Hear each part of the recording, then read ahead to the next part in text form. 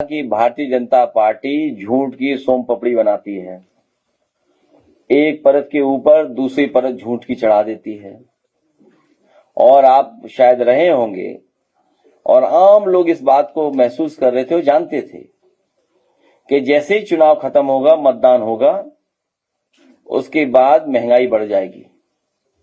Diesel, petrol और gas की महंगाई से केवल उन चीजों की महंगाई नहीं बढ़ती है, बल्कि बड़े पैमाने पे हर चीज की महंगाई बढ़ना शुरू हो जाती है। इधर सुनने में आया कि हवाई जहाज की यात्रा भी महंगी होगी और कई एयरलाइंस ने मना कर दिया कि फ्यूल बहुत महंगा हो गया, इसलिए एयरलाइंस को उन रूट्स पे नहीं चला पाएंगे। ये महंगाई का ही असर है। खाना पीना महंगा होगा और इसके साथ साथ जब ट्रांसपोर्ट महंगा होगा तो हर चीज महंगी हो जाएगी। भारतीय जनता पार्टी ने कभी भी महंगाई को रोकने के लिए और अपने लोगों को ज्यादा मुनाफा कमाने के लिए नहीं रोका। और अगर भ्रष्टाचार पे रोकें, भ्रष्टाचार भी नहीं रोका और अपने लोगों को ज्यादा मुनाफा भी कमाने दे रहे हैं, उसको भी नहीं रोके, उसकी वजह से भी महंगाई है। इलाहाबाद में बहुत सारे बच्चे तैयारी करते हैं और वहां पर रूम लेकर रहते हैं, बड़ी संख्या में पलायन कर रहे हैं वहां से। पढ़ाई पे कुछ पूछोगे? पलायन इसलिए कर रहे हैं क्योंकि रोजगार, नौकरियां नहीं है।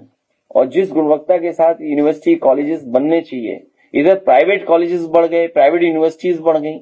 फीस स्ट्रक्चर क्या बना दिया सरकार ने? फीस स्ट्रक्चर ऐसा ही गरीब परिवार के बच्चे नहीं पढ़ सकते हैं। इसीलिए नेताजी ने गरीब परिवारों की बेटियां पढ़ें, आगे बढ़ें और अपने जीवन में सफल हों, इसलिए कन्या विद्याधन योजना शुरू की थी, जिसमें 30,000 रुपए पिछली सरकार में हम लोग देते थे। भविष्य में भी पुनः बेटियां कैसे पढ़ें, आगे बढ़ें, उनके लिए पढ़ाई के साथ साथ जो आधुनिक और आज के समय की पढ़ाई है, जो रोजगार उपलब्ध करा दे, नौकरी दिलवा दे, भविष्य बना दे और एक अच्छा इंसान बनाए, उस दिशा में हम लोग काम करेंगे। केजी से लेके पीजी तक पढ़ाई जो फ्री बात की थी बेटियों की, वो हम लोग कर करके दिखाएंगे। बंगाल में अब तक जो है केंद्रीय का बहुत ज्यादा दखल था, जितने बल थे, अब कोर्ट ने कह दिया कि गिनती में भी उनका पूरा रहेगा। तो आगे आने वाले समय में 2027 में हम मतलब सपा कैसे इसमें फाइट करेंगे अगर ऐसे चलता रहा? हम सब ये जानते हैं कि इलेक्शन कमीशन एक न्यूट्रल बॉडी है, कॉन्स्टिट्यूशनल बॉडी है। वो किसी के साथ भेदभाव नहीं करेंगे, निष्पक्ष रह करके लोकतंत्र को मजबूत करेंगे, ऐसा हमारा आपका सबका मानना है। कॉन्स्टिट्यूशनली यही हम मानते हैं।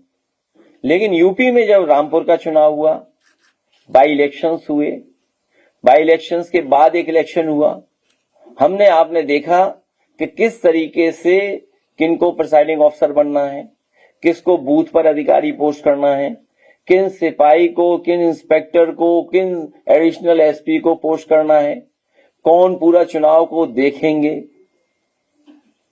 तो ये तो यूपी में हम लोगों ने देखा था। शायद बीजेपी ने इलेक्शन कमीशन से मिलकर के यूपी में एक ट्रायल किया था, क्या कहते हैं, प्री रन करते हैं, प्रीव्यू या क्या बोलते हैं, पहले करने से लिख लिया, हाँ, मॉक ड्रिल एक अच्छा शब्द हो सकता है, रिहर्सल कह सकते हैं। तो सोचिए आप, यूपी में किया था और सेम टू सेम उन्होंने बंगाल में उतार दिया। और मुझे जानकारी मिली है कि पैरामिलिट्री और सेंट्रल फोर्सेस का पैरेलल स्ट्रक्चर बना दिया उन्होंने। जो पुलिस का एक है व्यवस्था, उसके एक पैरेलल बना दिया, सोचिए आप। तो इसलिए ये जनता का चुनाव होने जा रहा है। दीदी थी, दीदी जीतेंगी, दीदी रहेंगी और एक अकेली हैं, वो लड़ेंगी भी और जीतेंगी भी। उन्होंने कहा कि बंगाल को आगे बढ़ाते हुए कि कुछ गुजराती लोग बंगाल को कब्जा करना चाहते हैं और ये हम ऐसा होने नहीं देंगे। क्या कहेंगे? बोल रहे हैं। अब ऐसे तो हम ये कहते हैं कि भगवान श्री कृष्ण हमारे मथुरा वृंदावन से द्वारका चले गए थे, लेकिन कुछ सच्चाई तो है। कल अलर्ट आया सबके मोबाइल पर। देखो टेक्नोलॉजी कितनी स्मार्ट है, टेक्नोलॉजी की रीच क्या है। और बता रहे हैं कि अगर आपने रिंग ऑफ कर रखी है, मोबाइल ऑफ है, तब भी आपको अलर्ट मिलेगा। टेक्नोलॉजी की पेनिट्रेशन कितनी है सोचिए। मैं दावे के साथ कह सकता हूं, जो पत्रकार साथी सवाल पूछ रहा है, उसके बैक एंड में आउटसोर्स उन्हीं लोगों को मिल गया होगा काम। बात समझे? तब ठीक है। और फिर आप बताइए स्मार्ट मीटर, अगर स्मार्ट मीटर में ये बेईमानी हो सकती है तो ईवीएम में क्यों नहीं हो सकती? या देखिए मोबाइल ऑफ है आपका, ऑफ है मोबाइल, रिंगर ऑफ है, तब भी मोबाइल में अलर्ट आएगा। ये सोचो किस बात की तैयारी है। ये आपके अंदर फियर क्रिएट करना चाहते हैं।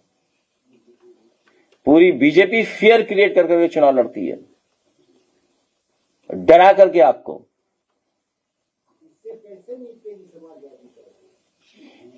अभी निपटे थे, बाकी हमारी उत्तर प्रदेश जनता निपटेगी। हम तो रास्ता दिखा सकते हैं, हम तो लोकतंत्र में बता सकते हैं लोगों को। इस बार जनता निपटेगी और मैं जानता हूं आप भी निपटोगे। और ये बात तो सोचिए, सब निपटने के लिए बैठे हैं और आपको नहीं दिखाई दे रहा। जिन्हें हटाना है उनके अलावा सब हटाने पहुंच गए हैं। सुनने में आया है कि अगर कुछ न मिले तो हमें विभाग ही अच्छा मिल जाए, क्योंकि 6-7 महीने में चलो काम बन जाएगा। कि अगर हम कुछ नहीं बन पाए तो हमें विभाग ही अच्छा मिल जाए। ये बात तो समझ रहे हो गया। अच्छा, आग लगाने वाले मसाले नहीं ढूंढ पाए। और बताइए कितना झूठ है। जो चीज पार्लियामेंट में पास हो गई, जो कानून बन गई कि आरक्षण लागू है, लेकिन उसके बाद भी आंदोलन चल रहा है। बताओ किसको झूठ की परत चढ़ा रहे हैं, किस पे चढ़ा रहे हैं लोग? नहीं, नोटिफाइड हो गया। जिस दिन उन्हें लगा कि वो हम नहीं जीत सकते तो नोटिफिकेशन हो गया। और आप सब जानते हो, इसीलिए तो 147 पे कितने पे हो? 157। अगर सच बोलने लगो तो ऊपर हो जाओगे थोड़े। अगर आप इसी पे पोल खोल दें, हम तो अपने पत्रकार साथियों से कहेंगे रैंकिंग बहुत खराब है आपकी। अगर आप रैंकिंग ठीक करना चाहते हैं तो आज ही से सच बोलने लगो। आज ही से रैंकिंग ठीक हो जाएगी कि आप महिला विधेयक पे सीधा तर्क दीजिए कि भाई क्या हो रहा है बताइए आप। केवल महिला आरक्षण पे अगर आप सच बोलने लगे, नहीं उतना ऊपर नहीं जाने देंगे।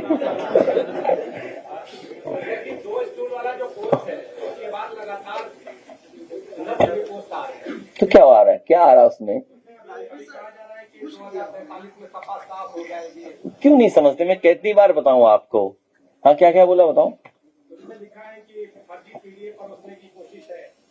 2027 क्या 2043 तक साफ हो जाएगी। आप समझते नहीं बात। वो अपने कुर्ते का साइज बता रहे हैं कि इतना बड़ा हो गया 2047 तक।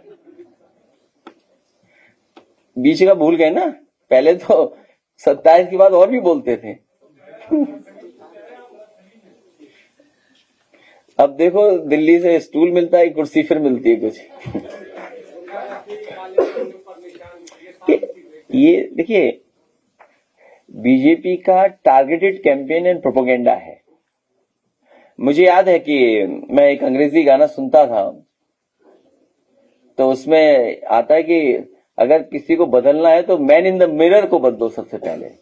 और शायद गांधी जी ने भी इसी तरह कहा, अगर जो बदलाव आप देखना चाहते हो दूसरे में, वो बदलाव अपने आप में करो पहले। जो हमें बोलते हैं, कभी वो आईने में देखते हैं कि माफिया उन्हें दिखता है कि नहीं दिखता आईने में माफिया? अब मोबाइल क्या देख रहे हो?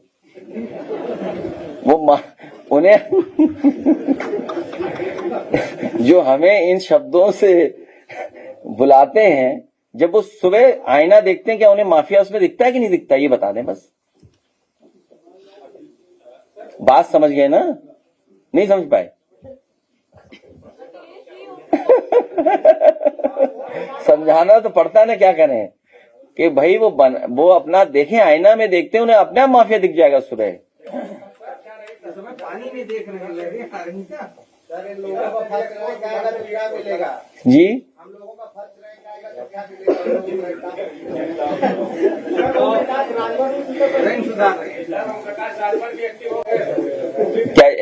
क्या पूछिए? हमने कहा सर कि हम लोगों को फर्स्ट रैंक आएगी तो समाजवादी पार्टी क्या करेगी? एक स्कीम चलाएंगे, कैश लेस लैपटॉप बैग।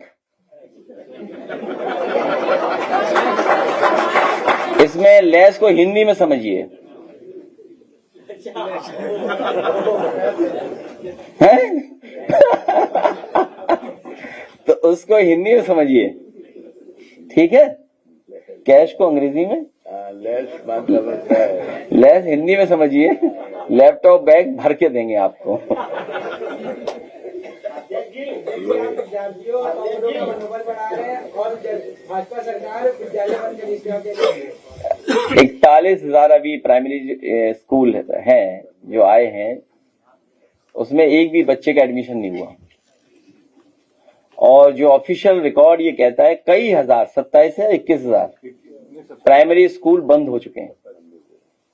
तो अगर हम 21,000 और 47,000 मान लें तो इतने तो प्राइमरी स्कूल बंद हो गए। मैं बहुत जल्दी आपको कोशिश करूंगा, आंकड़े इकट्ठे कर रहा हूं, अगर बोल दूंगा यहां तो वो आंकड़े नहीं इकट्ठे करने देंगे। गोरखपुर में कई हजार पद हुआ करते थे टीचर्स के, केवल प्राइमरी और सब मिलाकर के कई हजार केवल गोरखपुर में ही कम हो गए। सोचिए आप, टीचर्स के पद पिछले 10 साल में गोरखपुर में ही हजारों कम हो गए। तो आप इससे तुलना कर सकते हैं और इस डिस्ट्रिक्ट में क्या हालत हुई होगी, या पूरे स्टेट में कितने टीचर्स की जो वैकेंसी थी वो टीचर्स की कितने कम हो गए टीचर्स।